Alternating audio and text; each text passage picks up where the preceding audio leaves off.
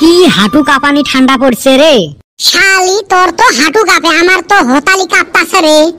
এতদিন কইলাম ঠান্ডায় নাই, হঠাৎ করে যে কি হল।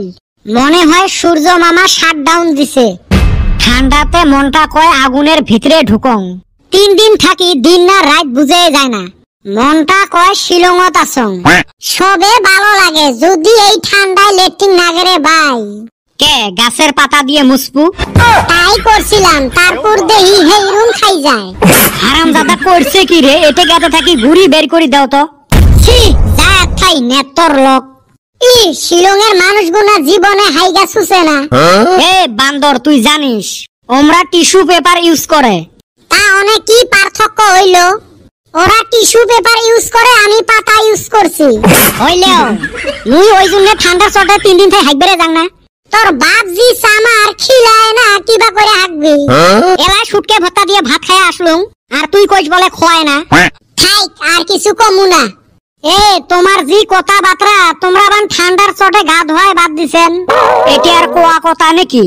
হায়াত থাকতে কাই মরবের চায়। এলাও বিয়ে বারুয়ে করি নাই। বাইরে বিয়ে বারু তো করবার চাই।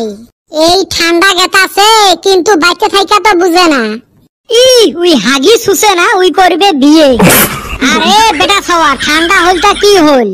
আমরা রেগুলার গাও ধোয়া পেলে আর রেগুলার গাও কাই ধয় যাই নেত্রা মানুষ। আমার গাও এমনি চকচকা, কি জন্য গাও ধুমু? হারামজাদার কথা শুনছিস? হ্যাঁ বলটু, ঠান্ডা পানি দিয়ে গাও ধুস না, গরম পানি দিয়ে গাও ধং। গরম পানি দিয়ে গাও ধয় আর ফুটেরই দেখিস। গরম পানি দিয়ে যাই গাও ধয় না, ওমাক কয় ভয়াতুর প্রাণী। তাহলে তুই কি? আমরা হইলেন প্রকৃতি প্রেমী। এ বেটা ছাওয়া, আমরা কিবা কইরা প্রকৃতি প্রেমী হইলাম রে? আমরা যে পানি নষ্ট করি না, পানি বাঁচাই। ওই যে কথাতে আছে, পানি বাঁচাও জীবন বাঁচাও। বিটলের লজিক দেখছেন? কিসের আরো লজিক? ওরুম গরম পানি দিয়ে না এই বেটা ছাওয়া দিন 3 বার গা ধুবের পায়। দম আছে ধুয়ে দেখাও। ঠান্ডা লাগে যে সুসে, ঠান্ডা ঠান্ডা কুল কুল। 10 দিন থাই গাও না ধুয়েও বেটা ছাওয়া বিউটিফুল। আমিও বগলত গেলে ফসকা ফসকা গন্ধায় গাও। এ বেটা ছাওয়া, তোর রুমে না আমি সকালে ফ্যান মাইরা আইলাম রে। এই খাচ্চর আবার কোন থাইকা গন্ধ পায়? কোনটে সেন মারছিস, কালাটা না লালটা? কে ওই কালাটা মারছিলাম। অপধুরে, ওইটা তেল চোরা মারা ওষুধ। তেজ মারছে? তাইলে আমার লালটা মারায় ভালো আসলো। হারামজাদা, ওইটা মশা মারা। ওই হালি, তাইলে তুই ফ্যান খস কোনে? কে পি খাওয়ার পয়সা নাই, মুই কিনিম ফ্যান। এই কদিন থাই গাও ধংনার জন্য 3 টিহার একটা সুইডাট কিনি আনছিল। ওটে 3 দিন থাই ঘষি আসং। তোমার ফাটা লেকচার শোনার জন্য আমরা বসি আছি রে।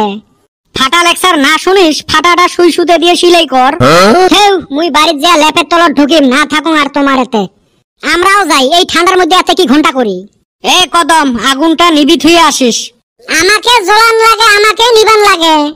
এই ঠান্ডার দিন যাবে লাগছে। মাইনসের শ্বশুর বাড়ির জিয়েপদ দিয়ে দুধের পিঠে খোয়ায়, আর আমার জি কোপাল একটা ধাপড়াও খিলে না।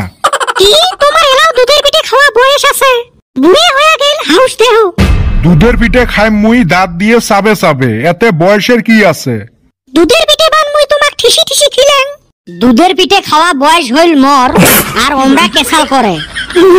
কি ঠান্ডা পড়ছে রে। না অল্প ঘোমরা দেন।